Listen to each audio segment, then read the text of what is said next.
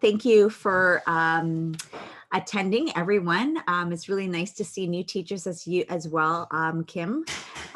We had a session like this probably about a month or so ago, and there was a lot of teachers that were here as well, and it was a nice representation. But I do know that teachers are very strapped right now, and we're doing the best we can with the circumstances that we have, and we're very fortunate to use Zoom and to use this platform to connect with other educators as well as professional artists. And I had the lovely privilege of connecting with Annemarie on LinkedIn. And so since the lockdown, what a great way to just connect, because we can't be connected in person. So why not be connected via Zoom? And so just a little introduction on Annemarie.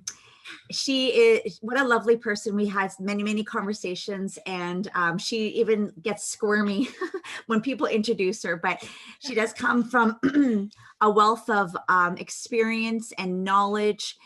She started in Ottawa with, I believe, if you can correct my pronunciation, is this Joyce Shetzi? Shitsi, yes. Shitsi, thank you. Shitsi, and Celia Franca, which is amazing.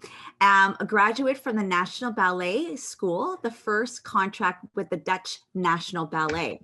She trained extensively at the Teachers Institute in Seattle, using the principles of brain compatibility dance education for 20 years plus, and now delivers workshops for the National Ballet of Company, the Canadian Opera Company, and principals children's choristers, along with other projects. And I know just in talking with you, Annemarie, she travels around the world, and she uses, the people's imagination, creativity, the resources that are there to create choreography. And I just thought that was so inventive. It was so creative. And I love that she can share some knowledge to us educators so that we can not reinvent the wheel, but we can learn from the knowledge that she has gained. And so we're so grateful that you're able to share your knowledge with us, because like any knowledge is great knowledge, because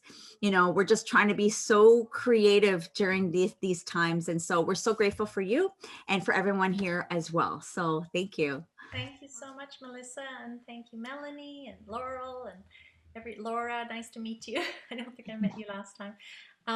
Yes, we're not inventing the wheel. That's for sure. It's all been done.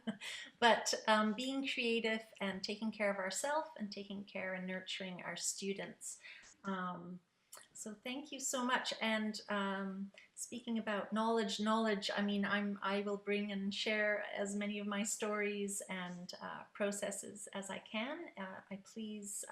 I really invite you to be a two-way sharing here, because your questions and conversations will make me lead off into something maybe I hadn't thought of and would love to share with you. So, but this thing called creative process, it is something I really believe, as I'm sure you do as well, that it can be nurtured and developed.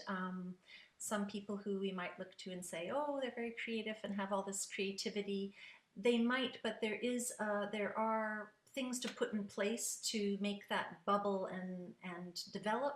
And it's sort of like a snowball. Once it gets going, it'll just keep rolling and getting larger and larger. And then creativity becomes an easeful pathway to be on rather than a struggle. And why are things a struggle? Maybe because we have fear.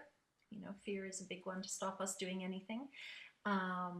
Or just a set mindset. A student could have a set mindset set with different styles of dance or different ways that they think of as being creative.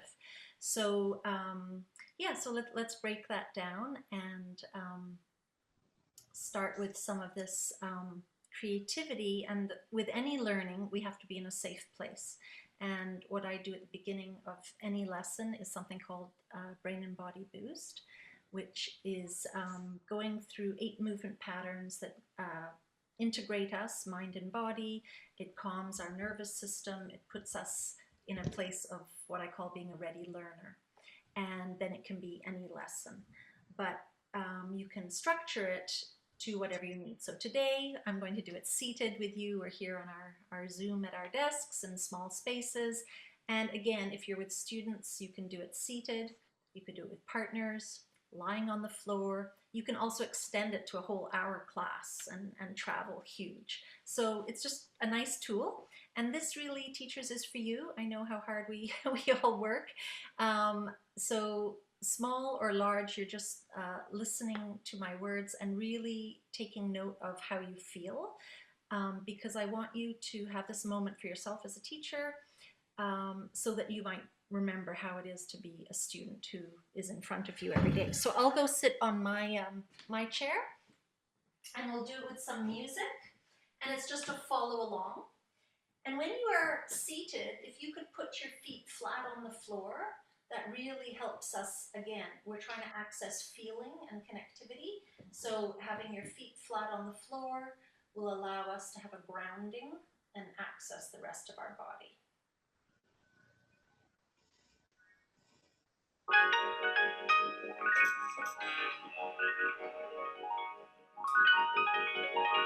So the first thing we need to do is breathe.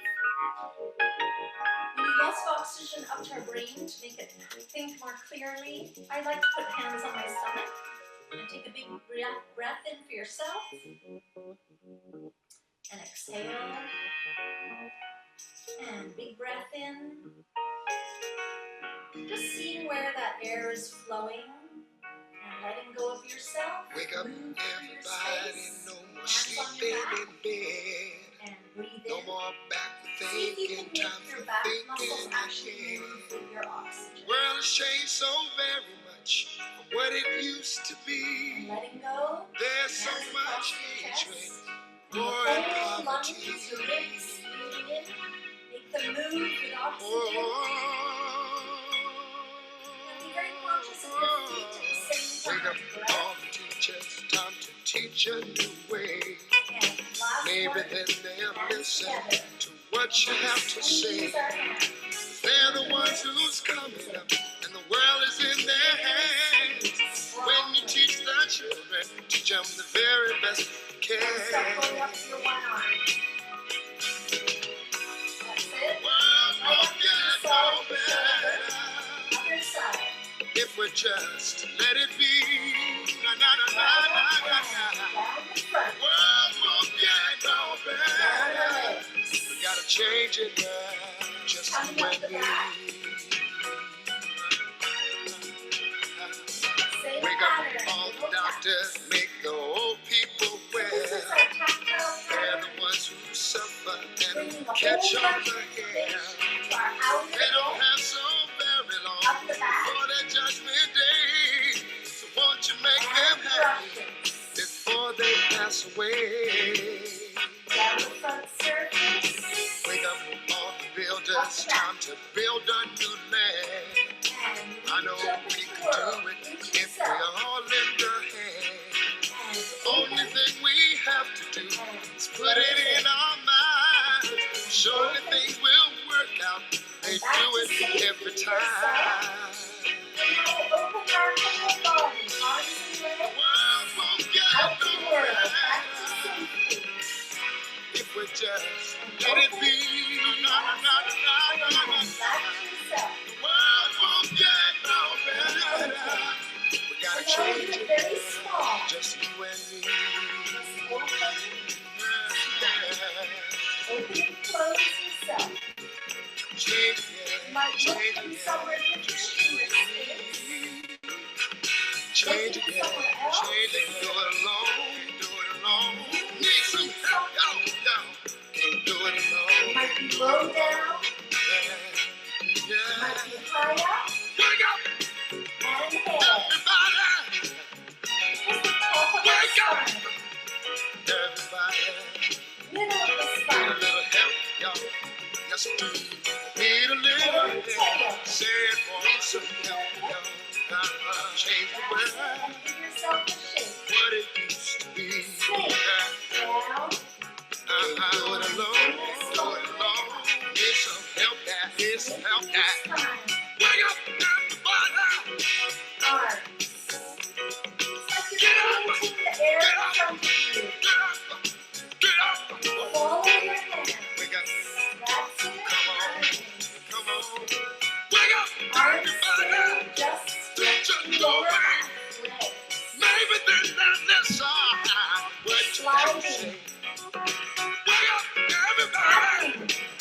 more sleep, baby.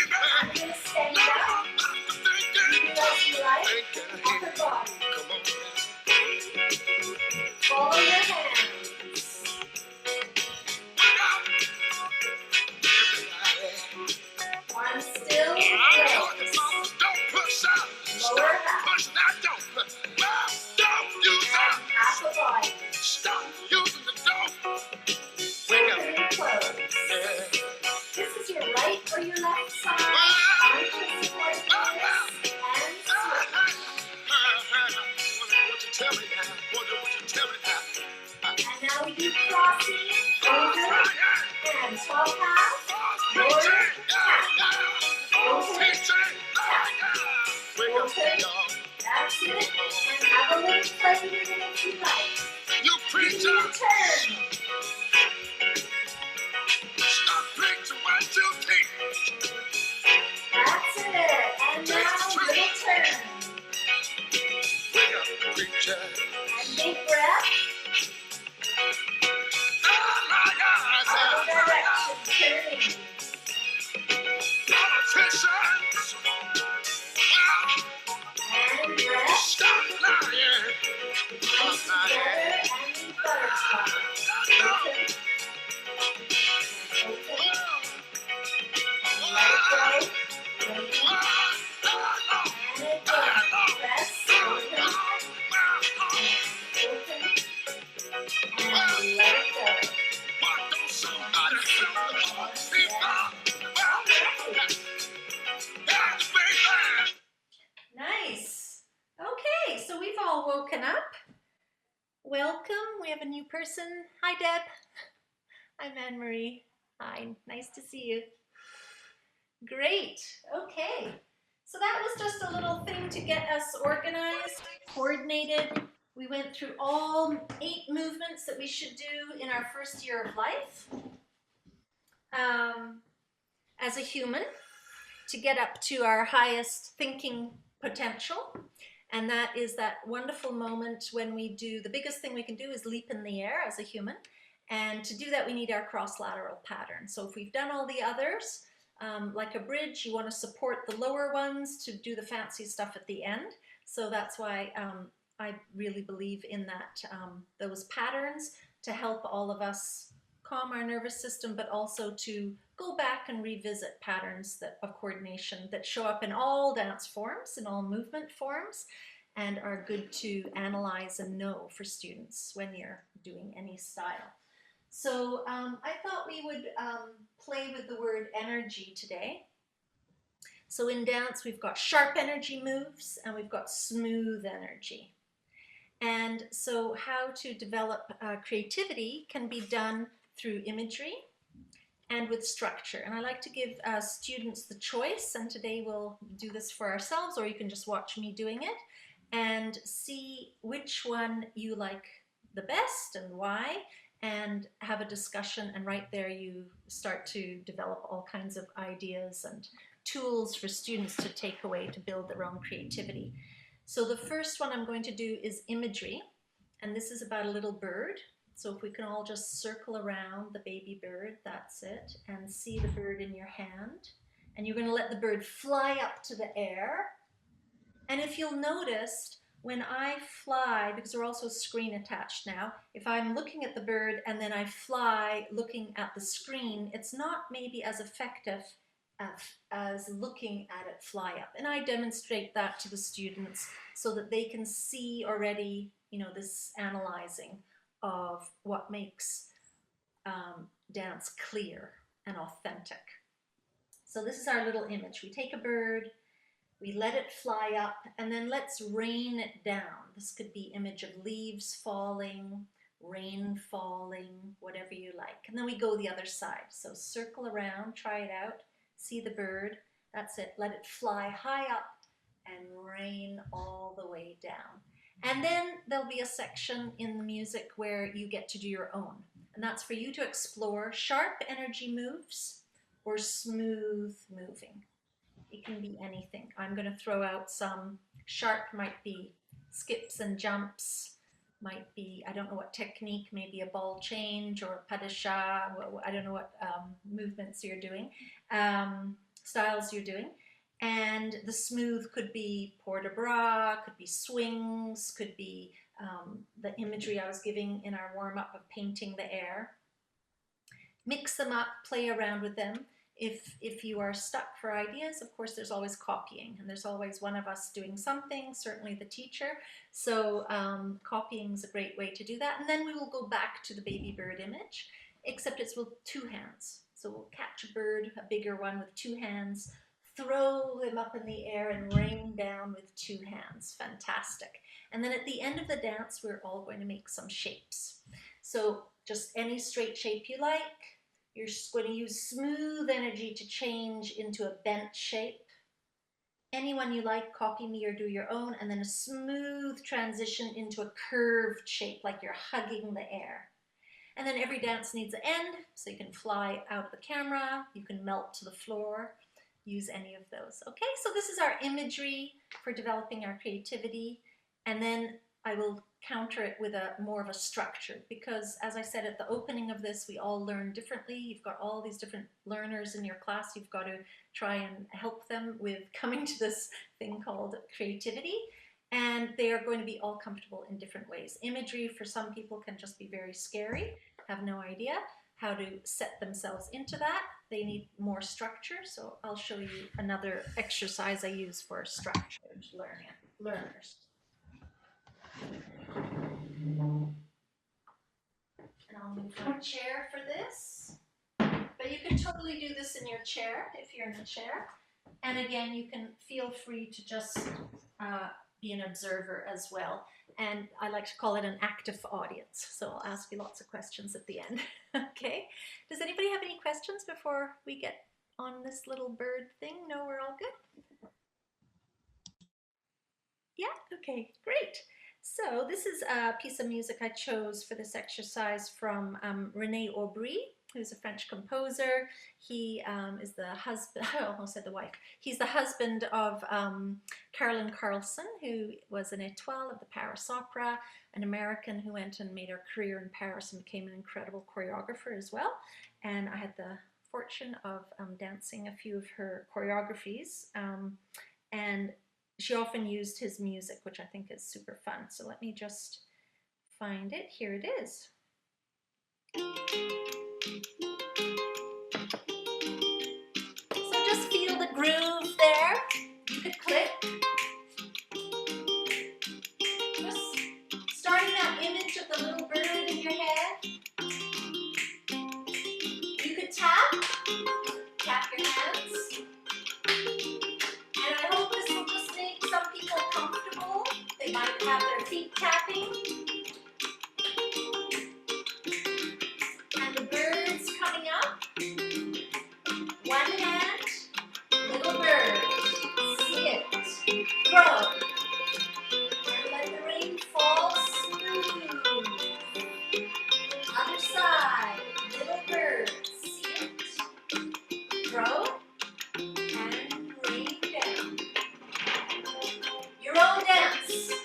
Sharp energy.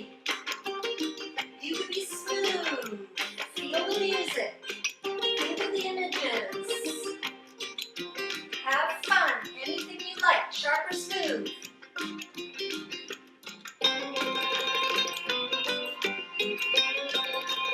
And keep going. Sharp or smooth. Know what you're doing. And keep going. Two hands. Little bird. Ready to throw? And two hands. Bring it down. Other side. Up.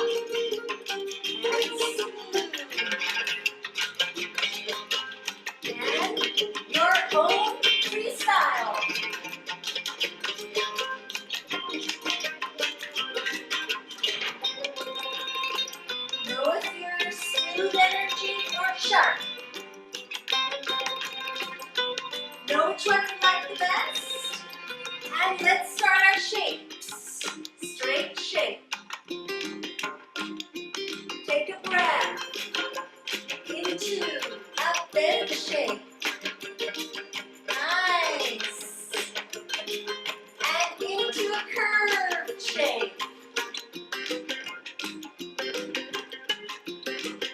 And finish with a melt or fly out. And we're done. Okay. Hope you had fun. All righty. So now we do the structured one, and then we'll talk about it afterwards. So keep those thoughts in your head, write them in the chat, write them on your notes if you need to. So this one has, we're going to talk about what we did, we'll pretend what we did this week in class. So if any of you could let me know what movement you might have been doing with your students. Just one little movement step, and I'll write it on the board, and we'll pick a couple to do in this structured exercise. Anybody have anything? I'm not sure if everybody's, I know Melissa, you're not working at the moment with your students. Anybody else? No? Okay, so maybe I'll just, how about I do chassé?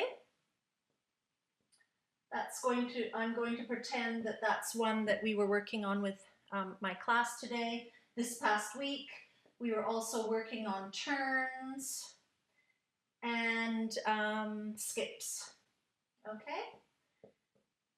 So I'm hoping across different genres, we can have those movements. Could you just look at can you see everybody, by the way? Yes, okay. Can you just think about that a moment and let me know which order you'd like them in? Should we start with a chassé, chassé, chassé sliding, and then go into turning and skip to finish? Or would you like to skip in or turn in? Anybody have a different order that they would like to see that? Sorry. How about turning in just to make it a little, because I feel like people kind of skip in a lot. So I feel like if we turn in a little bit more, it'll kind of add a little bit more interest. Laura, I can barely hear you.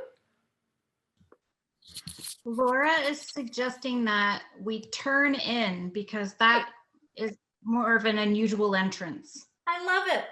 Great. Okay. So where would you like the chassé? Maybe after the turn? Okay. Oh, I've actually got a cloth. Okay. Anybody else? We all want to end with a skip? Yes? Make it easy. Okay. So turn and then chassé. And then skip. Okay. So what we're going to do, we've got really square music. It's an 8. So we're going to have 8 counts of turning, 8 chassés, 8 skips. Then we're going to hold a shape like we did in the other exercise, any shape you like. Angular, curved, straight, twisted, whatever you like. Then we have a little bit of freestyle. It'll be a different piece of music. And then we're going to cut these instead of 8 into 4. And then you do it all over again, 4, 4, 4, and fly out or melt down.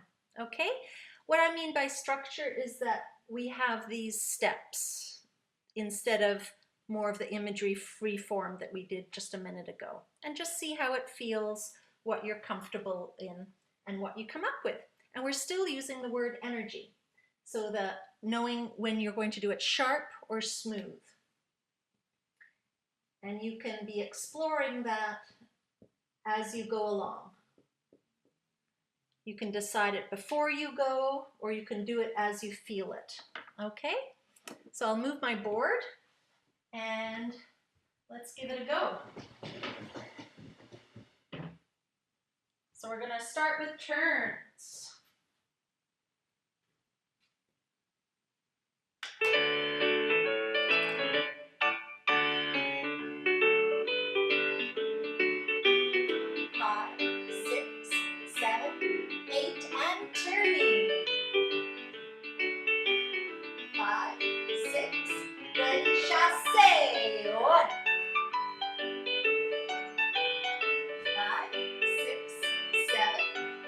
Skips.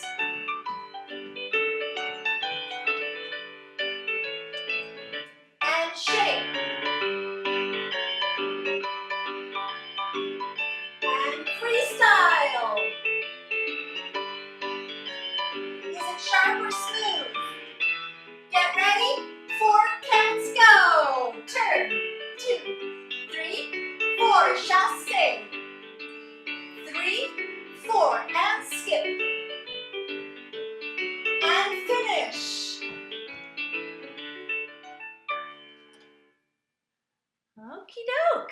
How did everybody do? Melissa, you're up and moving. Careful. Careful. Actually, it feels good on my neck because all I'm doing is sitting, and that's actually worse for me. So Yeah. I love dancing, so it's good, but I will be careful though. And it's nice when you have control and you can sort of make accommodations for your own limitations and what you can't, what you can and can't do. Exactly, because like I think even with our students, they say, well, miss, I can't do this, I can't do this. Like now you're giving them liberty to decide what's good for them based Yeah. on, the limitations that they might have if they do have an injury. You know what I mean? So, and then It's it really forces nice. them to be creative. It Or forces even a student with a disability could still be able to do a lot of this.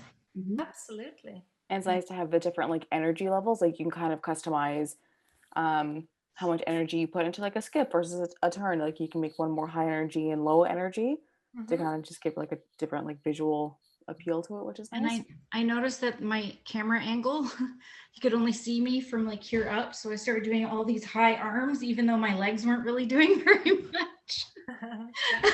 Like I can't skip, I have this much room, but I could throw my arms around. So yeah. Good. So which one did everybody like better and why? The imagery one or the more structured one? What I'm calling the more structured, because we have specific steps that we all recognize, we've worked on, we know. And it was also a structure of counting, which was not in the first piece. I think for my students, like if you have students that have not really danced before, only in school, they would really enjoy the imagery one.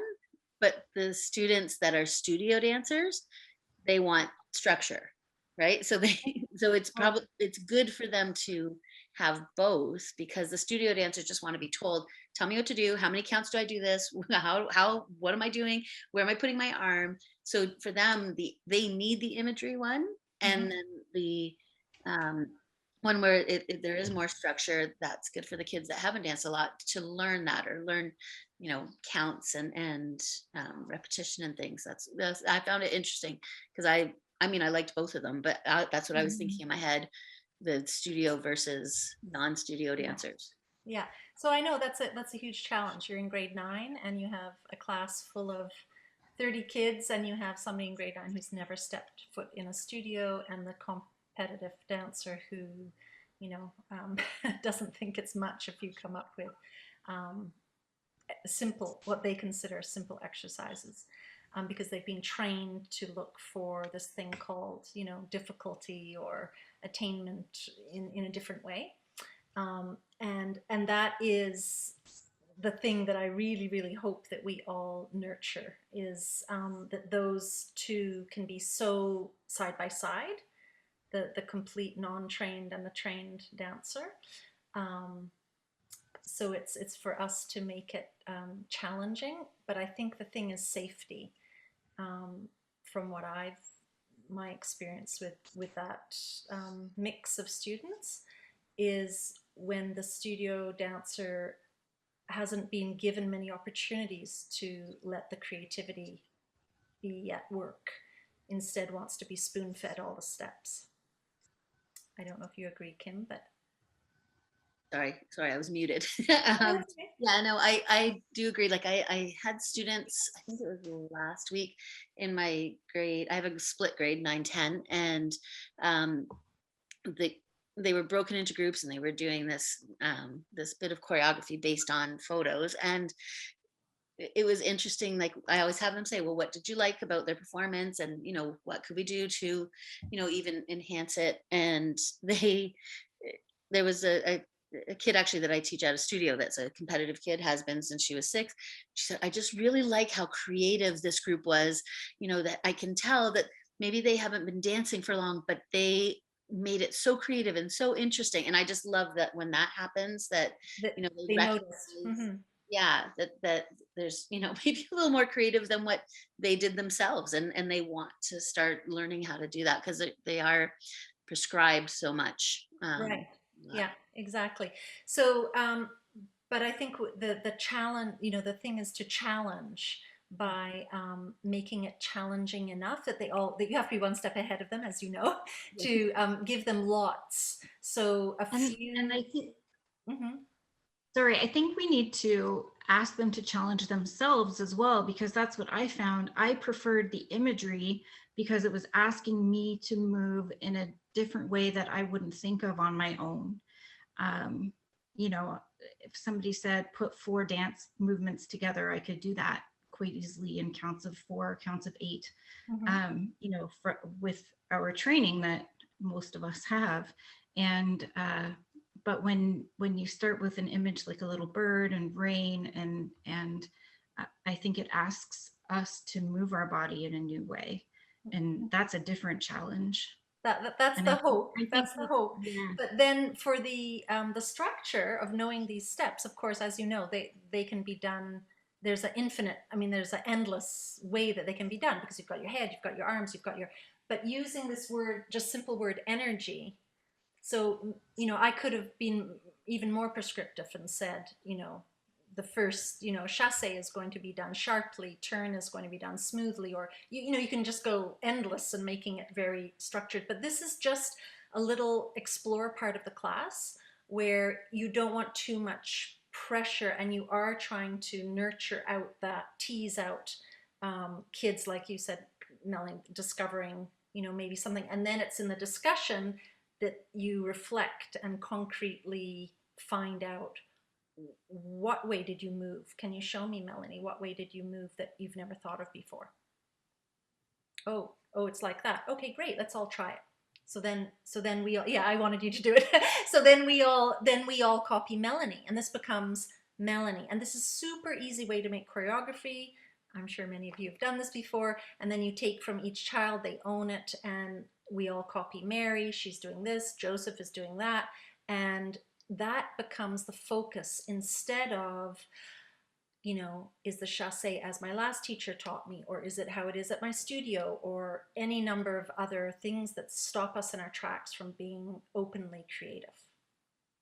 So yeah, so that's 2 little exercises of being through imagery and then through some more structured things, but still I hope finding new ways to move, new ideas passing through your head, using one of our concept words, energy.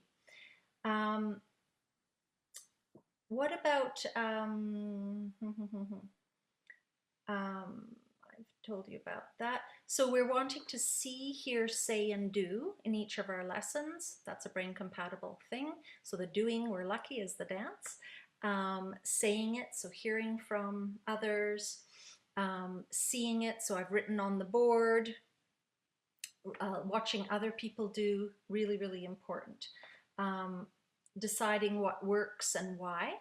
So again, you could come back to this little exploring part and talk about as you were exploring the sharp and smooth energy in your dance, why did you, you know, decide to do one more than the other? Was it maybe you just liked it, you like sharp energy a lot more, or Melanie, today you were discovering this new thing and you wanted to explore that? So finding out our reasons why is another way of, you know, building up on our experience. And having kids be really, students be really confident in their choices and in their making new things, I think is important too. So another way is bringing in a prop. So I've used, as I'm sure you, many different props, and the whole idea of bringing a prop into a studio is to not have it as a theater prop, but have it as the vehicle, that the focus is now on the prop rather than the person and their body, having to be creative, having to explore new things.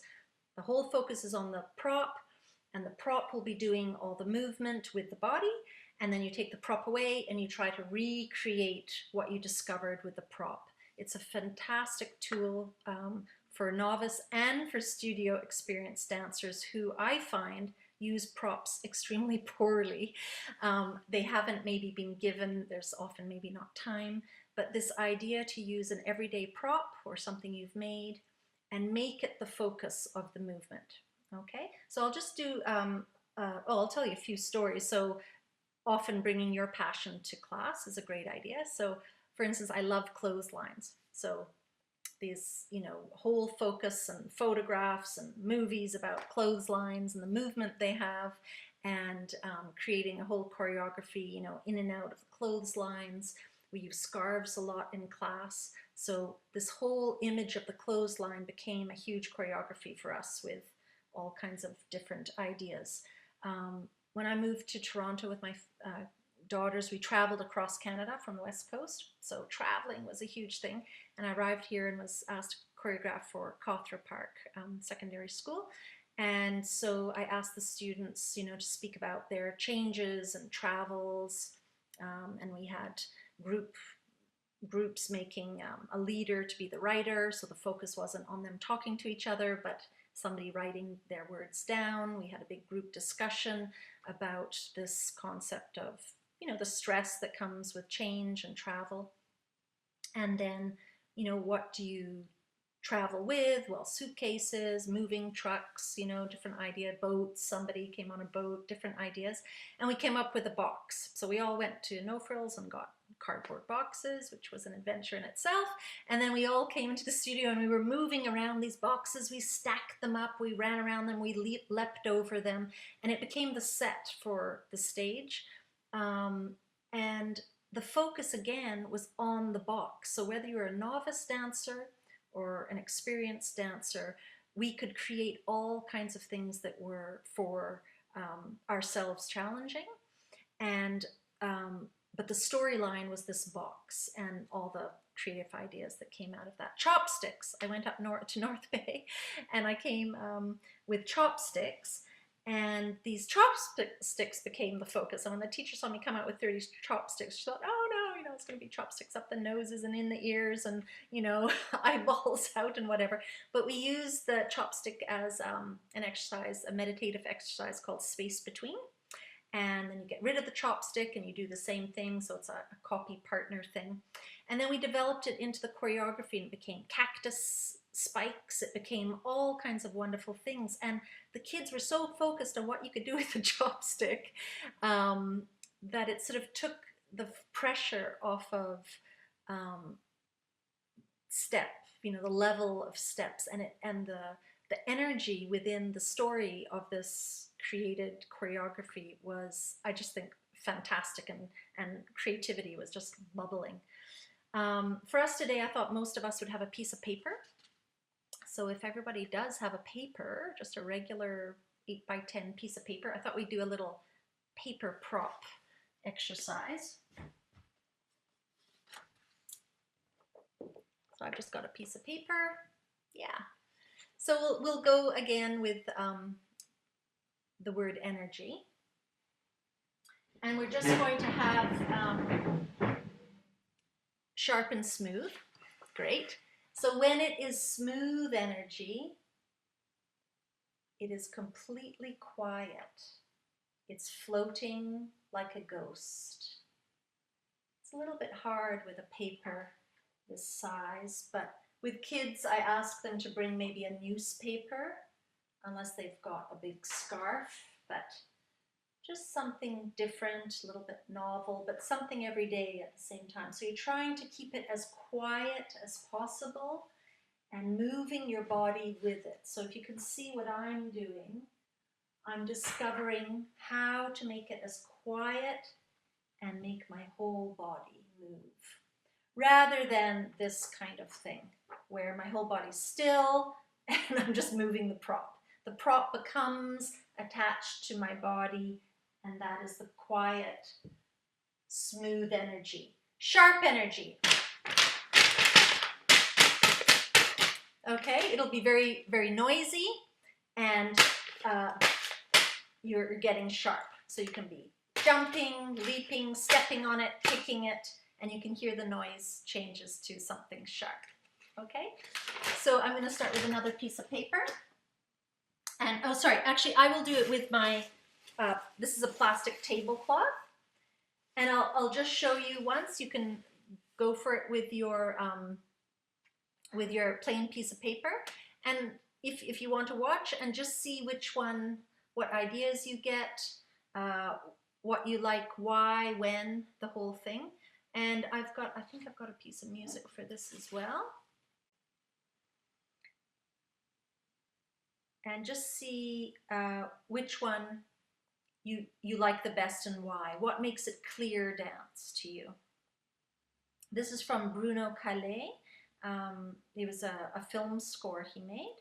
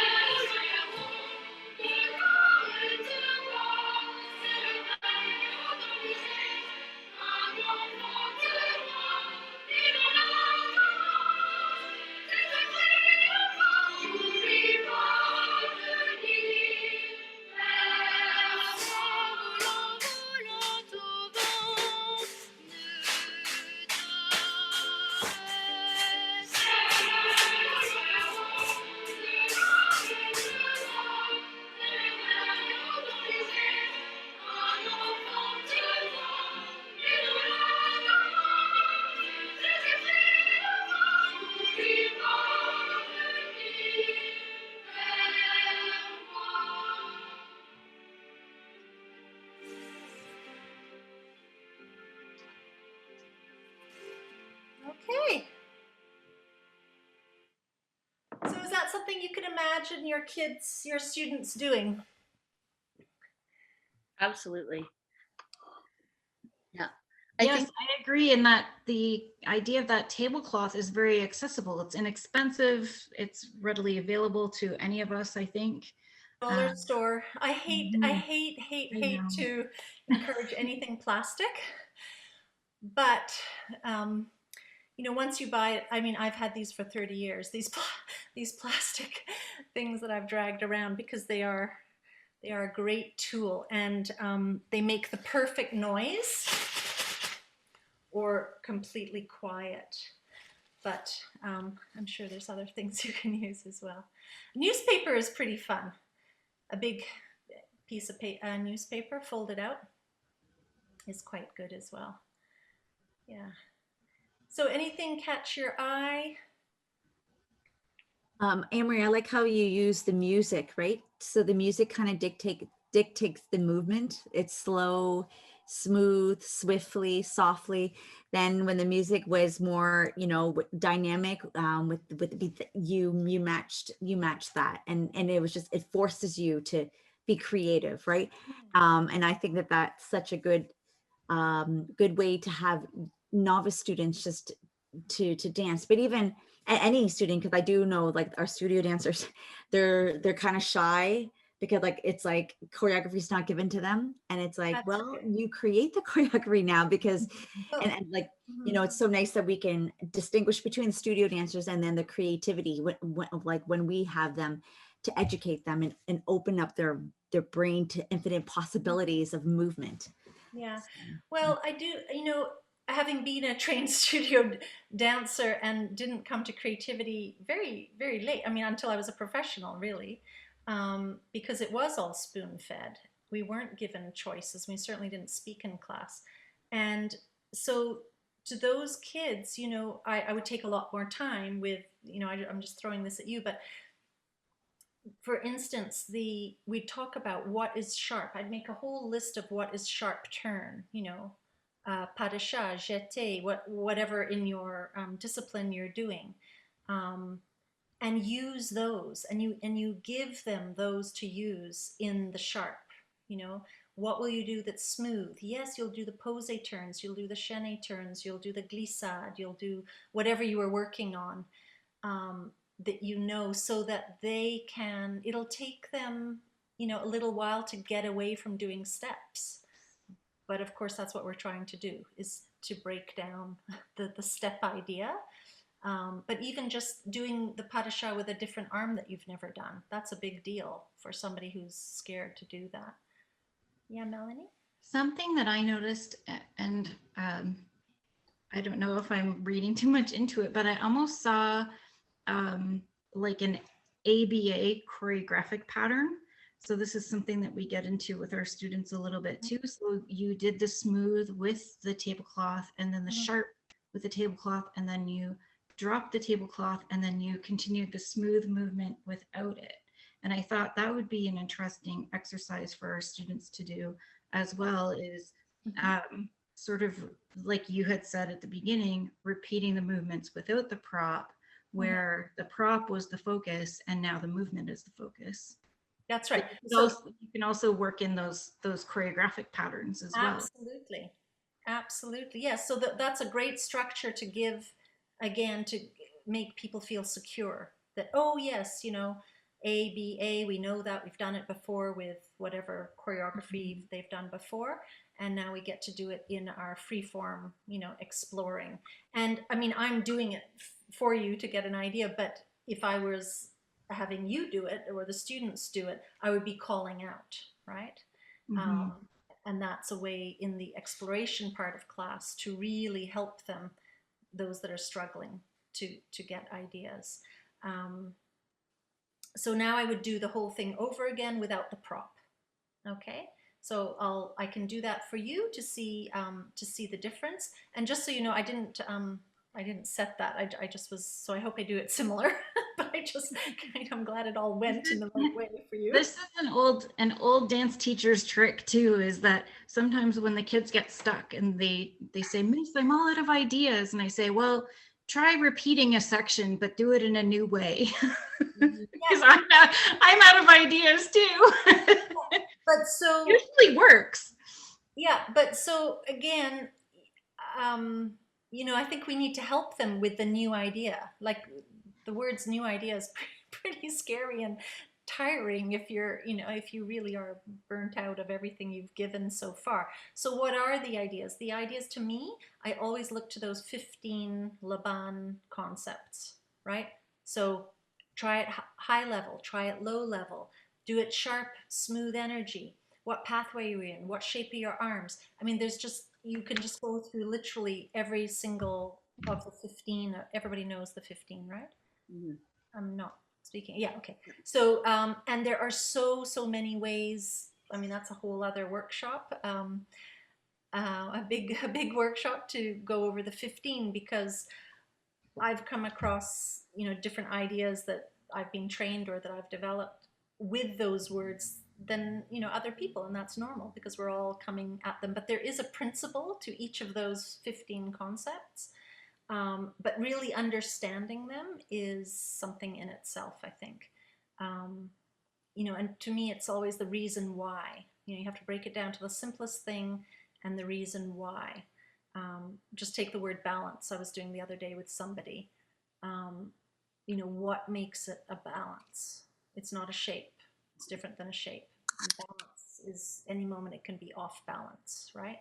And we're in our spider web with our 6 directions, on balance, breathing and expanding, and then we go off and carry on dancing. So just having understanding of each of those concepts is a great way to expand creativity. Okay, if you're ready, I'll do it one more time without the prop. See how it looks, what you get from it, what new moves you might see, what imagery you might see.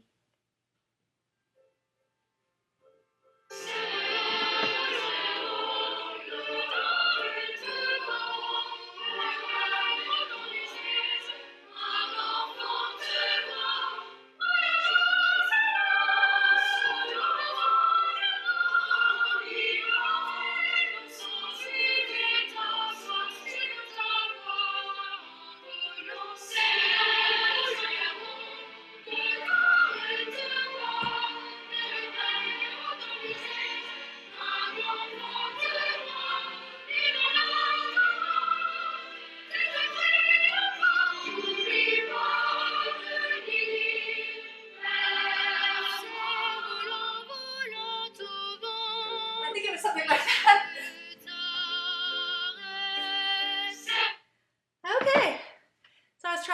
hard to remember what the plastic prop had given me in the way of movement. Which one did you like better?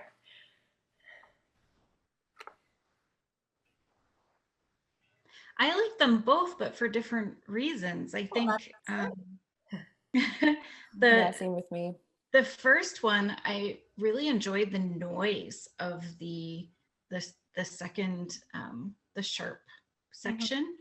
And I just thought that percussive, you know, it added something to every movement, just a little a punch almost to every movement. But then I found that when the prop was gone, I was able to better focus on the interesting things that your body was doing. So the twists and reaching around, back and up, and you know, and the jumps and the cross and the kicks. And I hadn't seen those as much with the prop as sort of a distraction as well. Okay, great. So I hope you see that these can be fun discussions with your students. Often they really like to keep the prop, and I'm always thinking they're going to want to just get rid of the prop and dance. But and so to me, it just shows, you know, the safety element that they know that, like you said, you missed maybe the kicks or the cross legs or whatever I was doing, because we were looking, the focus was on, and that's great for them to feel. Then of course they're the dancers who are confident, they want to be seen. Why aren't you looking at me doing all my dance moves as well? But you know, it's accommodating both. And if you're teaching a group that has to be all together, then okay. So I don't know if anybody. Or just a little idea, you could even try taking the props away from half at a time. Absolutely. And having them, Great. you know, and having them take turns with it, or you know, so that you can the students, and if you had, say, half the class in the audience and the other half and half with props and without, then the students would really see that contrast all at once as well. Yeah, and it's really nice to do that as well, the handing over of the prop, you know. So it's that's a really nice moment too, doing that. Yeah, we do a lot of audience and dancer, as you do, because that's so important. So let's do then, we did this last time as well, a scattered dance. So just coming into the music whenever you feel that it's right. It's a really easy way to quickly make choreography that we've all learned something, we've all created something together, but we do it each at our own time.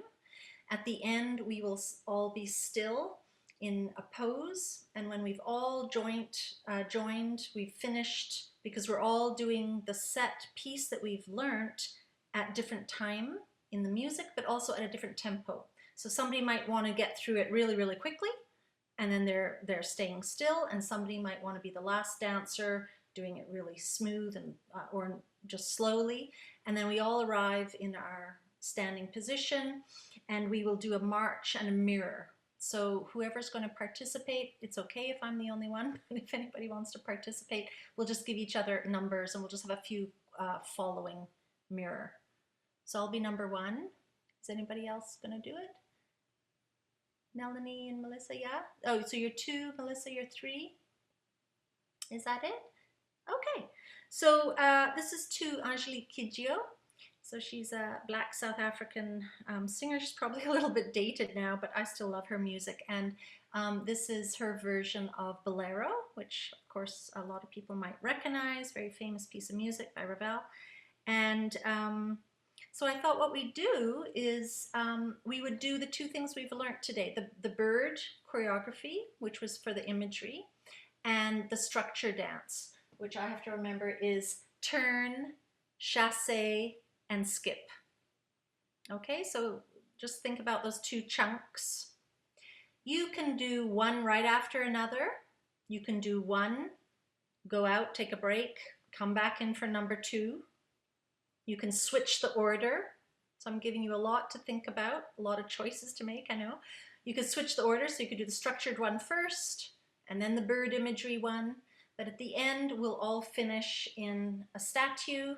When I see everybody who's playing along with me in a statue, I will start something that you come up and sit down and follow till the end of the music, hopefully. Does that make sense to everybody? Yeah? Okay. So let's see where our creativity goes. What you're doing is you're listening. Let the music just inhabit you. And going back to what we learned with the bird image and the structured dance, thinking of the word energy to guide us. And here we go.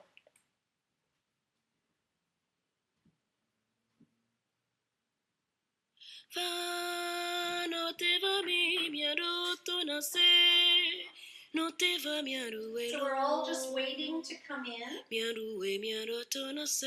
You're deciding if you're doing the bird first or the structured steps. And you're also deciding what tempo you're doing it at. No viva do tone ase. No viva. No viva do to agbeyawo. No viva do to agbeyawo. No viva. Bien ilo agbele tekpo. Bien ila. Bien ilo vivida. Na mesiame. Dum dum dum dum. Va, no te va mi miado to nace, no te va miaduelo, miado to nace, no lo ya uva mi duelo, no viva miailo. Va, no viva do tone ase, e halo no via. No viva do to agbeyawo. No viva do to agbeyawo. No viva miailo agbele tekpo. Miailo vivida. Na mesiame.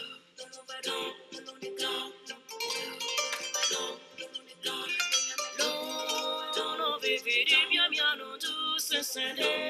Miaduelo ne miakulo. Chijueda e mumbiana mesiameda. No kuku kudo vivi lolo fafaro.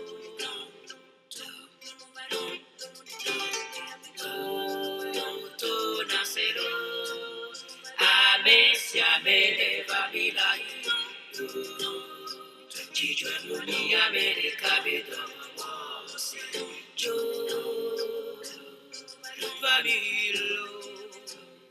Famila, Aquella Yomi Jubal.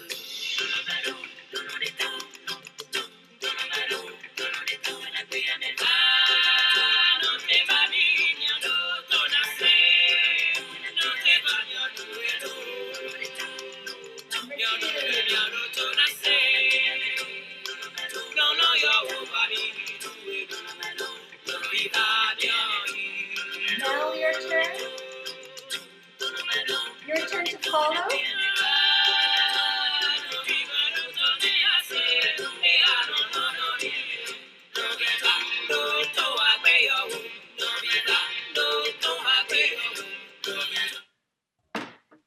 I got lost and I forgot the instructions. No problem. No, that's great. I was carried away. That's great. With the bird. I went with the bird. Gone with the bird. Yes. You guys did a beautiful job. That was so lovely to watch. Thank you, Kim, for being the Kim, audience. you were dancing with us in your jammies. I know I you. was actually, but then I was watching. Okay, so as the audience, Thanks, thanks. Deb. Bye. Bye. Bye. So as the audience, Kim, let us know. What did you see? What did you take in? You know what I took in from that, like, as again, when I'm watching, I'm thinking, how would I incorporate this and what would I do? And I'm thinking about specific, my specific classes and how great this would be in grade 9, but I know that they would be, really self-conscious. But it's funny how as they move through by grade 11 and 12, they just stop caring about that, right? Like, because they've been in the class and they've done what, they're like, oh, that was weird. Yeah, we do weird things in here and that's okay. Sometimes I'll throw something like this at my grade 9s the first week. And I'll say, yeah, we're doing this today. And they say, Miss, that's weird. Or they're too afraid to say, Miss, that's weird, because they're so shy at the beginning. They'll try anything just because you ask them to. So you just never know. You have to gauge your group, I think. Yeah, no, absolutely. And I think, well, and I mean, this year is definitely a little different anyway, but, and I was thinking, how would I do this if we are online next week? And I just thought that would be really, really interesting for them to do, assuming that they would turn their cameras on. Not that I should speak right now, but about that, but yeah, I just, it was really peaceful to watch. It was creative, and I love that, everybody has their chance to come in at their own time. So I think the kids that might be a little shyer could know I'm going to come in late, I'm going to do it quick, and I'm going to pose, and that's all I'm going to do, but at least I've done it, right? And they get used to it that way. Yeah, exactly. And you can And the also idea of being able to follow. I'm sorry? The idea of being able to follow someone. So if you can't think of what comes next, you could just kind of out of the corner of your eye, you could see someone and think, oh, I can do that next. Or Yeah. I can do And my you can skipping also in a have a different buddy. way. It doesn't have to be solo. So, I've teamed people up online to go in, to decide when you're going to go in on the music. So again, I would have taken this down broken it down a little bit more so we could listen to the music first. You decide with your partner or group when you're going to come in, what part of the music you like to come in, how fast you will do it, which order, which energy, and voila, they've got 4 things to think of and they come and do it. Yes, Melissa? I have a question, maybe because I haven't taught dance since since March, the first lockdown. And it was just challenging in itself because I've been teaching an academic class, and now I'm going to be teaching dance. Like I have two courses next quad. I'm just wondering, maybe from Kim and Melanie and Annemarie, more of the logistics of participation. Do you find that some of your students don't even participate? Are there certain expectations as a teacher? Because I want to learn from you guys about how to encourage them to participate and kind of get rid of the fear of like people watching you. Like I'm just curious because this is a whole new way of teaching, especially dance. It is, and I didn't actually take into consideration the watching thing. I didn't realize that when I first started teaching online last year. So I've been doing it for about a year. Yeah. And I really didn't consider that because I just think these kids are always on their phones. But they take this very differently. So I do things where you're all off camera and you're doing the energy dance. Come back and tell me which one was your favorite? Oh, can you now show me what was your favorite? And so they just do a little something, and slowly you build their trust that it's not so pressure on as they feel. I mean, I too hate being on camera. So, and that's the feeling they are getting and they're voicing to me anyway. Kim, I don't know. So you would do that. Sorry. So Annemarie, you would do it first, like just like you showed us. I Always always model, model. Okay. Yeah. That's good to know. I never thought of it that. That's awesome. That's great to know. And Melissa, so I don't know. Those who want to go practice that with the camera off, here's the music. I'm going to do it. You could be following me, copying me. Other people are going to be doing it. But those that want their camera off, great. And, in fact, I didn't often give them that. It just came up that, can we have our cameras off? And I go, oh, if that's what you want to do. But, we're all doing it. And, how to be like that. Always positive and encouraging. But so I was very lucky maybe, but it wasn't till I came into a school that don't know me and they think it's perfectly normal to have their cameras off. But all my classes of regular kids always had their cameras on. But there's a lot, it is a very,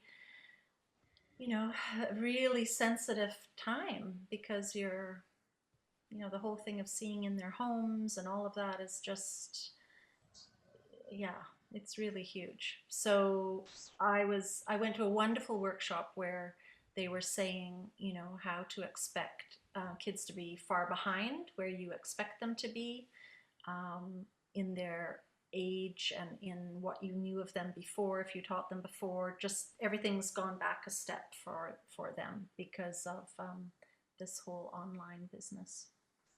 Yeah, I would agree with that too. And I think so we've been told, because of privacy issues, because I teach dance and drama, and um, the way our system works is a little different. We're not on the quadmester. We have cohort A that come in for 2 days, cohort B that comes in for the other 2 days, and then cohort O, which is our online kids that are fully online. So we're teaching them as well. It's not a separate class.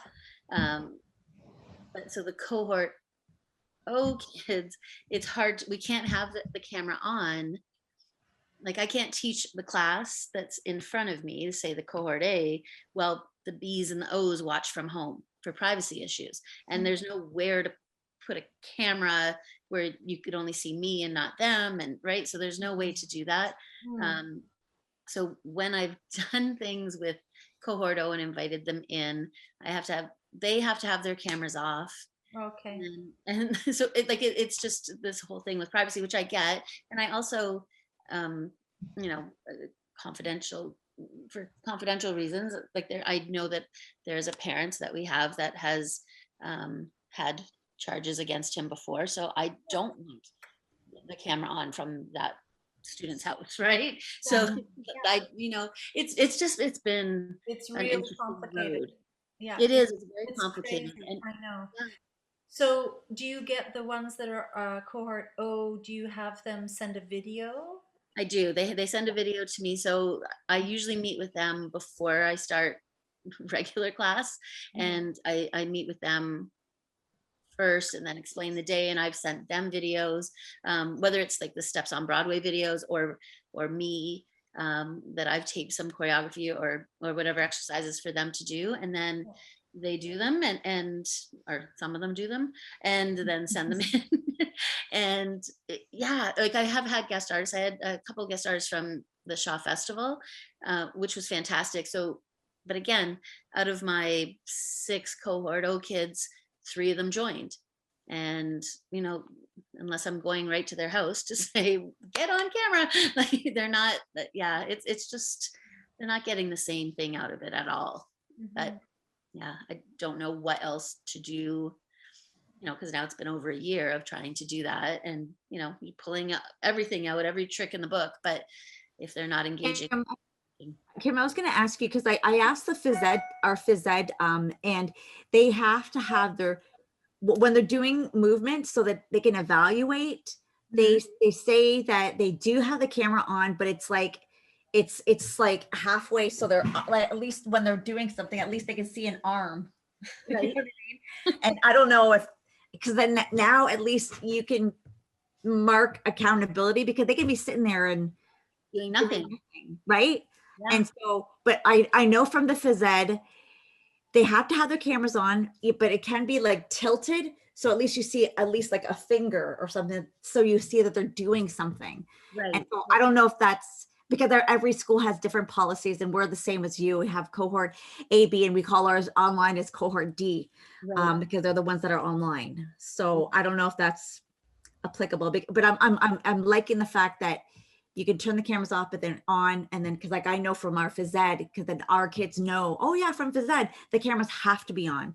So then now I'm kind of learning from what our school, like, because it's going to be different for every school, right? So if a student says, I can't turn my camera on, what happens with that? Like, because that's what we were told. I think that would be a referral to admin. For our school, I know it would be, because that would possibly be a children's aid circumstance, right? So Laura, you can edit this part out. Yeah. Sorry, I didn't even think about that. No, that's okay. That's okay. No, it's all important work that we're doing. Do you use Google Meets? I do. Or Yeah. is it okay? So have you tried breakout rooms? Because We have in drama, and that's been a good thing for drama. I haven't done it in dance yet. I've done it in the three who are willing to go on camera, you could put them into a breakout room and they could try it together, right? Like Mhm. Annemarie was saying, she assigns them as partners and Oh, or small groups. So Melissa, that's a great thing for you to keep in mind as well, these breakout rooms. Yeah. I haven't tried it. I've been very lucky because I haven't had to teach dance online at all. I only had my oh, Mel froze. Yeah. Oh, She froze. But yeah, what I do, Melissa, with breakout rooms is for building up that trust and that comfortable, when you first start, that being comfortable with the whole online, seeing all their classmates. So of course, pin the teachers so that they don't see the classmates, but they're still along the bottom or on the side, or, they're somewhere, they're just very aware of being watched by their fellow mates in Oh, this. so then basically if you use the breakout rooms, they can show the camera, but then I can see them, but the students won't. No. Is Sorry. that right? Oh, okay. I'm just saying at the beginning of your lesson, you teach them, how to pin so that they're following just you. They're not watching all their friends, Okay. Okay. right? hmm, But the breakout rooms are great for them to, like, I would give them, you have to give them a lot of things to do in the breakout rooms, because they'll just go in the breakout rooms and they need to chat, of course, and see each other, whatever, but give them something to do in that breakout room. So they have to show each other, they have to learn a move from everybody, and then they come back with 4 moves. You only want 3 or 4 people in a breakout room. And then they come back and you have one person from the breakout room be the spokesperson, and they come back and share with the teacher, share with the rest of the class. When you're watching if you're showing videos as demonstrations and examples of things, then again, go out in a breakout room and talk about it, and then you come back as a class and we all speak about it. Yeah, they are useful. Another thing is if it's not a privacy issue and it's just sort of a self-conscious issue, I find that happens in the studio also, where students are nervous or they're not used to having a mirror in the classroom or whatever the case may be. And I think just with a little bit of practice, right? And just if you explain to them that nobody's watching you because they're all just worried about what they're doing themselves, which I know we've all told our dancers that. And I mean, I know I was supposed to be following someone, but I was off in my own world, and I wasn't. Oh, Laura's running, and she said we are going quite late, so yes. Well, Laura's in Newfoundland, so she's wow. 2.5 hours later than we are, I think. Thanks, Laura. Yeah. I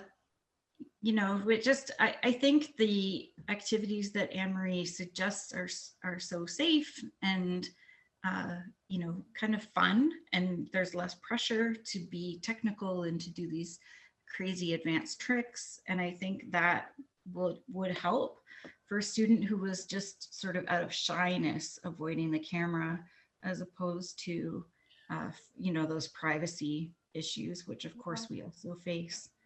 Or also the student who feels they've got all this technique and, what can they do in 4 feet and at home, and this is ridiculous. And no, there is huge ways to move in a very small space.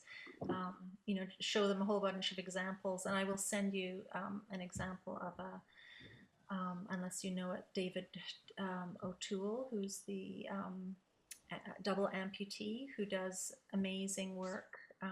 He's passed away this year, but he worked in a group in England, and it's just amazing to show that to students, for them to see, the possibilities when you are disabled or in a small space as we are now. I think there are a lot of, I'm sorry if I interrupted you, Annemarie, but there are a lot of reels and TikToks out there now with dancers who are continuing to train at home, and they're on very small mats, and they're doing, professional ballet essentially, and all Mhm. kinds of things. And I know earlier on there were dance teachers giving choreography assignments where you couldn't leave your bathroom. So kids were doing dances with umbrellas and rubber ducks and raincoats and just really having fun with it. Yeah, So really playing with the idea of a small space and exactly. what you can do, kind of that site specific Hmm. type of work. Yeah, yeah.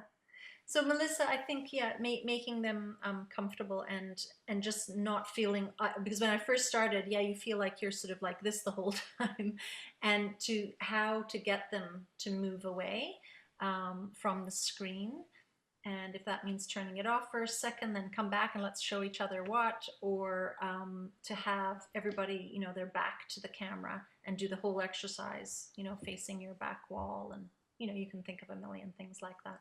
You know what I've noticed though, just not teaching dance, like my first 3 quads, there are kids that I've never seen at all. Like I've taught them because I've taught their avatars. So this quad, I don't know if you guys can do this as well. I just said during attendance that I just want to see their face just for a And hear moment. their voice. Hello, and then that's it. And then I just said, be sure that you have a good space. And I gave them suggestions, you know, like put a towel, put somewhere where, you know, we can't really see, make sure you brush your hair, you know, you look good.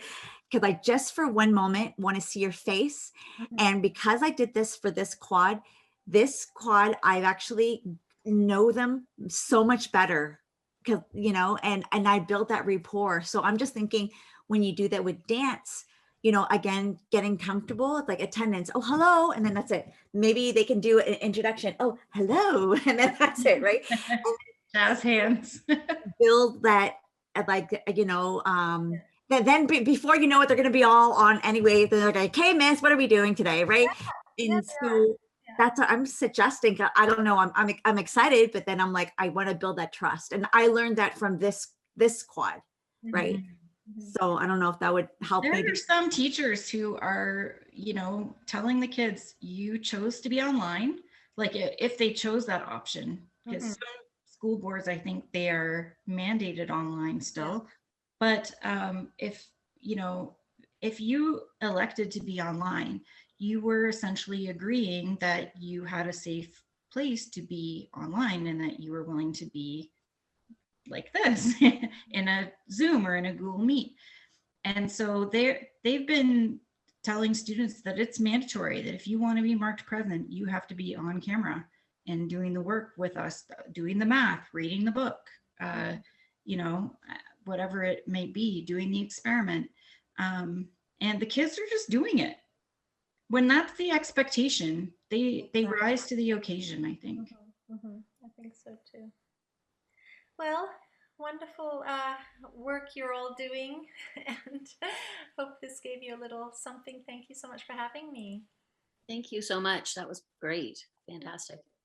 Yes, thank you again, Annemarie, for coming. And sorry we had a few less participants this time than last time, Yeah, but that's all right. That's how it is. yeah, every time we add a little bit more to our repertoire as teachers, and I know it's greatly appreciated. So Mm. yes, and this one, because it's recorded, will reach, you know, potentially 50 or 100 teachers who weren't able to make it this evening, you know, childcare or just exhaustion, burnout, whatever the schedule may be. They might be at the gym. I don't know what they do, the spa. I don't know what people do. What do people do now? But yes, so I know that will be greatly appreciated by those teachers as well. So thank you again so much. Okay, and I look forward to the Dance Fest. Yes. Thank you so Yes. much. Thank you all for your evening tonight. And we will do this again. So thank you so much. And as well, Kim. So Yes, have a thanks. great night, everyone. Thanks, everybody. Bye.